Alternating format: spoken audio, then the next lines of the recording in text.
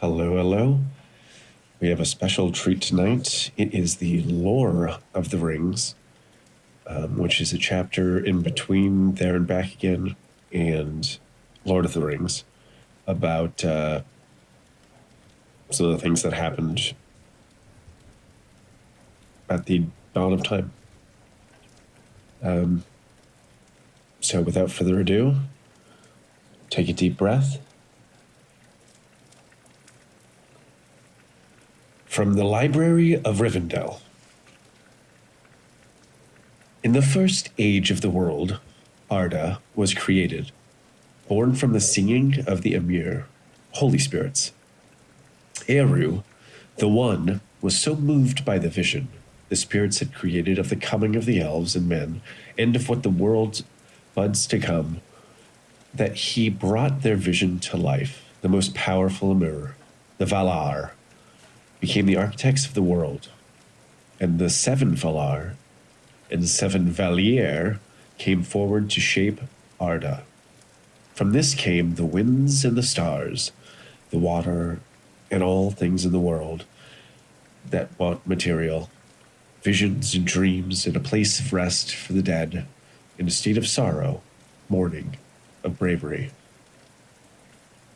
But Melkor, the dark enemy of the world, who was evil, entered the world to undo all the beautiful things the Valar had created. And for ages, the Valar fought Melkor. His greatest servant was Sauron. With evil and pestilence spreading over the world, the Valar fled Middle-earth to Mon, the most west of all the lands where Melkor had no power. It is here where the island of Númenor was located, and inhabitants by the Edain, who were to become the future kings of men. The elves were the firstborn of the world, of which many divisions were sprung.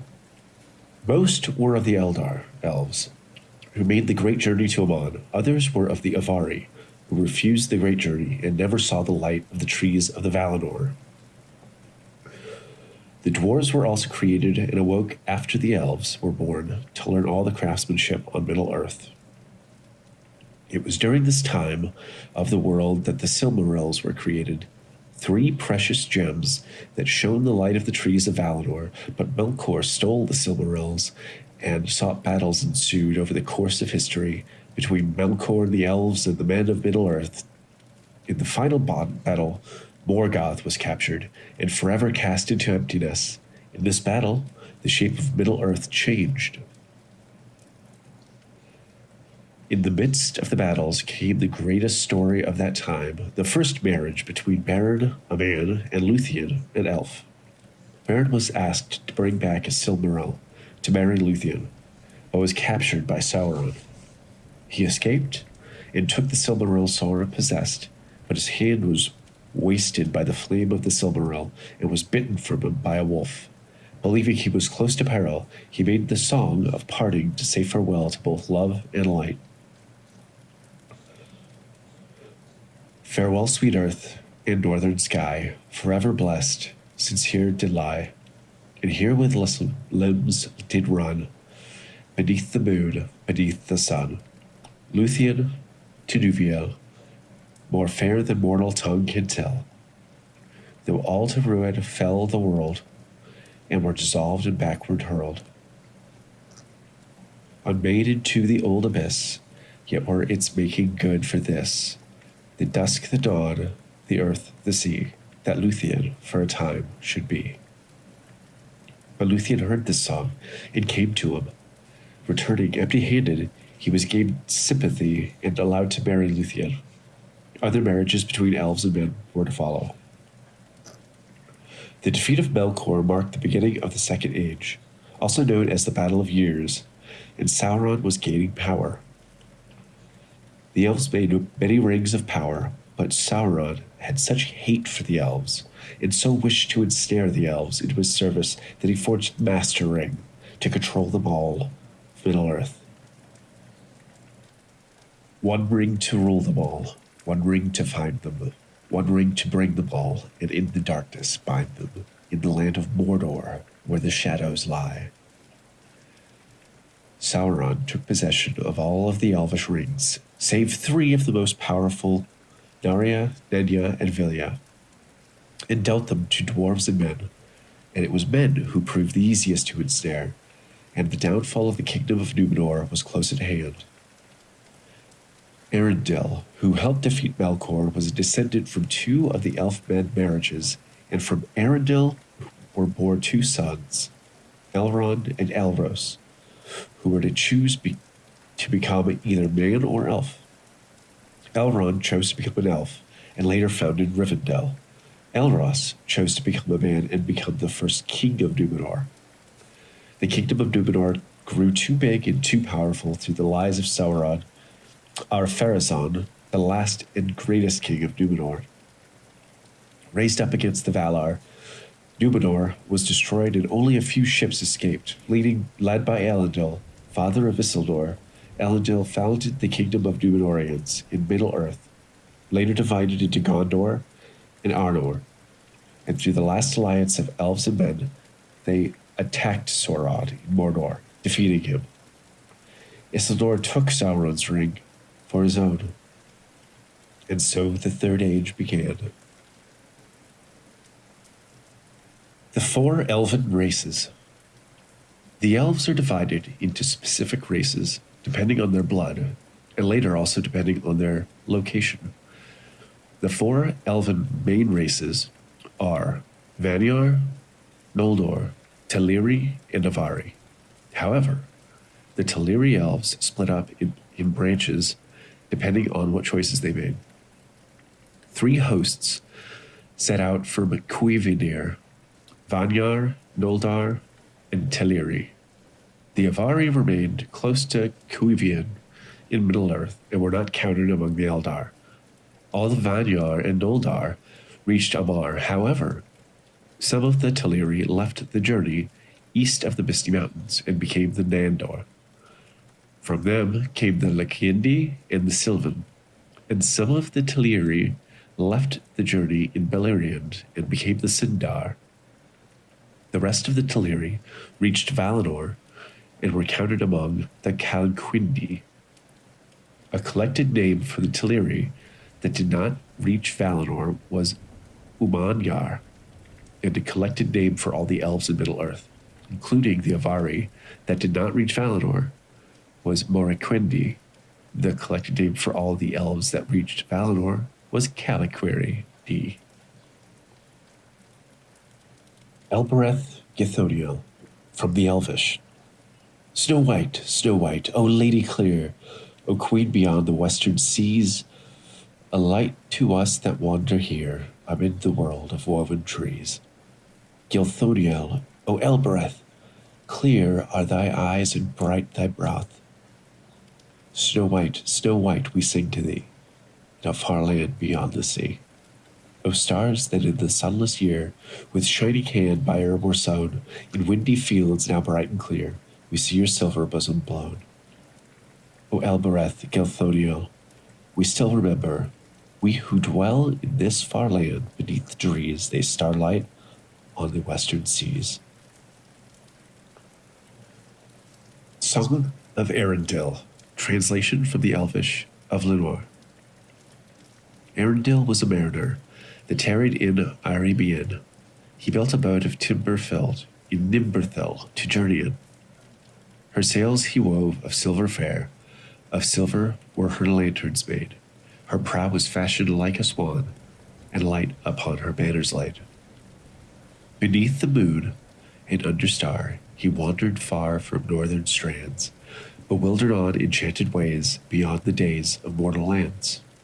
From gnashing of the narrow ice, where shadows lie on frozen hills, from nether heats and burning waste, he turned in haste, and roving still, on starless waters for astray, at last he came to night of naught, and past never sight he saw of shining shore nor light he sought.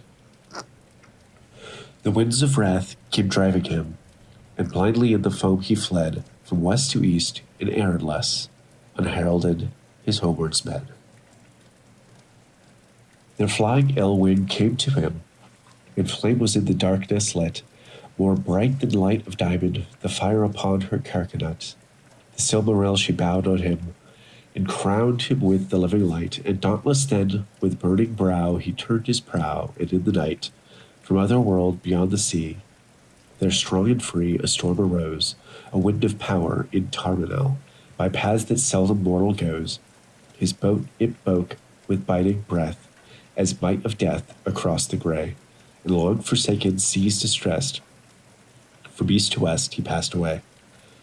Through ever night he back was borne, on black and roaring waves that ran, o'er leagues unlit and sundered shores, that drowned before the days began, until he heard, on strands of pearls, when ends the world the music long, the yellow gold and jewels won.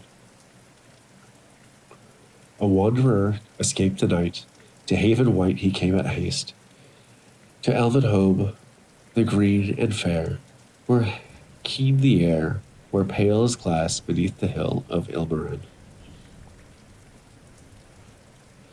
A glimmer in a valley sheer, the lamplit towers of Tirion are mirrored in the Shadowmere.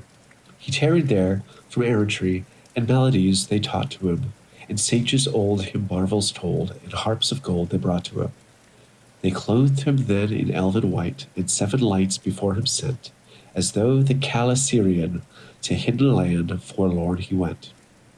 He unto the timeless halls, where shining fall the countless years, and endless reigns the elder king in Ilmarinen on mountain sheer. And words unheard were spoken then, of folk and men and elven kin, beyond the world where visions showed, forbid to those that dwell therein. A ship they knew, they built for him, of mithril and of elven glass, with shining prow, no shaven bar, nor sail she bore in silver mast, the Silmaril as lantern light, and banner bright and living flame, to gleam thereon by Elbereth herself was set, who thither came, in wings immortal, made for aim. And laid on him undying doom, to sail the shoreless skies and come, behind the sun and light and moon, from ever Even's lofty hills where softly silver fountains fall, his wings him bore a wandering light beyond the mighty mountain wall. From world's end that he turned away, and yearned again to find afar his home through shadows journeying and burning as an elden star. On high above the mist he came, a distinct flame before the sun, a wonder ere the waking dawn, where grey the Norland waters run. And o'er Middle-earth he passed, and heard at last the weeping sore of women and of elven maids in elven days in years of yore. But on him mighty doom was laid, till moon should fade and orbed star, to pass and tarry nevermore. On hither shores where mortals are, for ever still a herald on an errand that should never rest, to bear his shining lamp afar, the flammifer of westerness.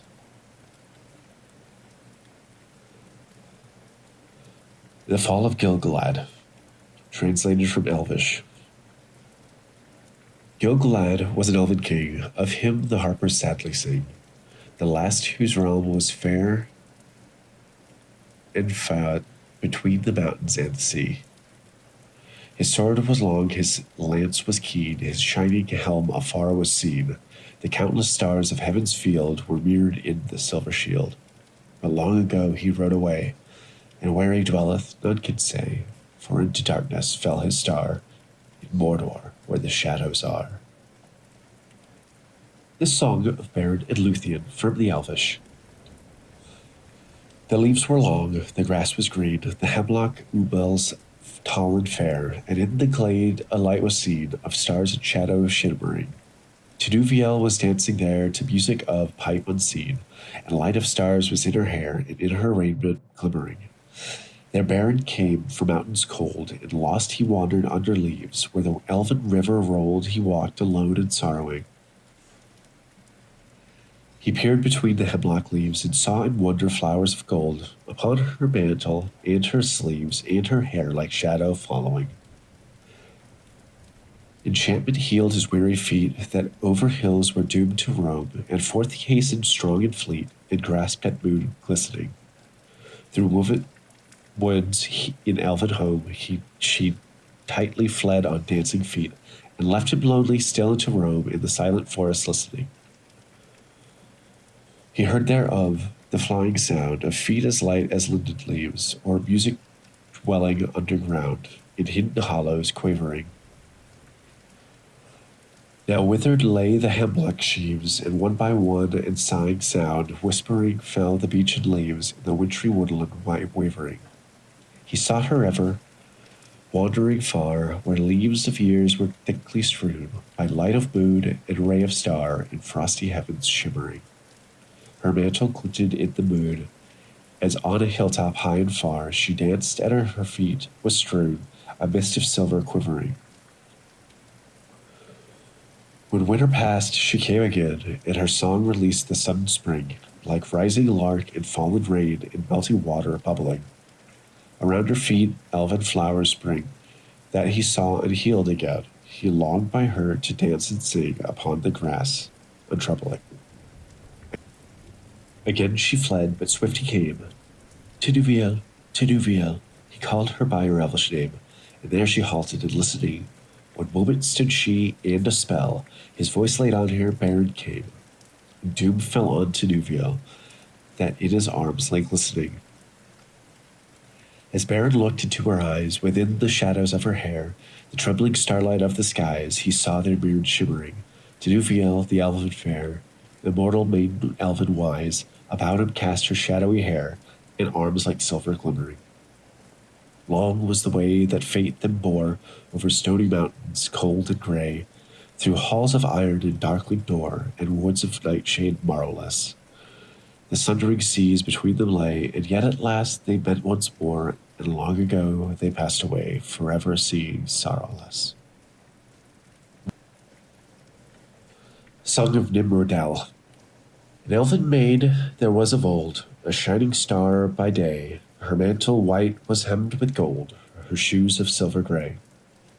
A star was bound upon her brows, a light was on her hair, as sun upon the golden boughs in Lorien the fair. Her hair was long, her limbs were white, her fair she was and free, and in the wind she was as light as leaf of hinden tree. Beside the falls of Nimrodel, by water clear and cool, her voices falling silver fell into the shining pool. Where now she wanders, none can tell, in sunlight or in shade, for lost of yore was Nimrodel, and in the mountains strayed. The elven ship in haven gray, beneath the mountain lee, awaited her for many a day beside the roaring sea. A wind by night in northern lands arose, and loud it cried, and drove the ship from elven strands across the streaming tide. When dawn came dim, the land was lost, the mountains sinking gray, the beyond the heaving waves that tossed their plumes of blinding spray. Amroth beheld the glading shore, now low beyond the swell, and cursed the faithless ship that bore him far from Nimrodel.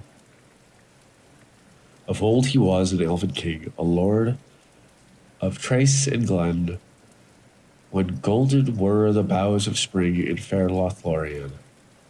From helm to sea they saw him leap, as arrow from the string, and dive into the water deep, as mew upon the wing. The wind was in the flowing hair, the foam about him shone. Afar they saw him strong and fair, go riding like a swan. But from the west has come no word, and on the hither shore no tidings elven folk have heard of Amroth evermore.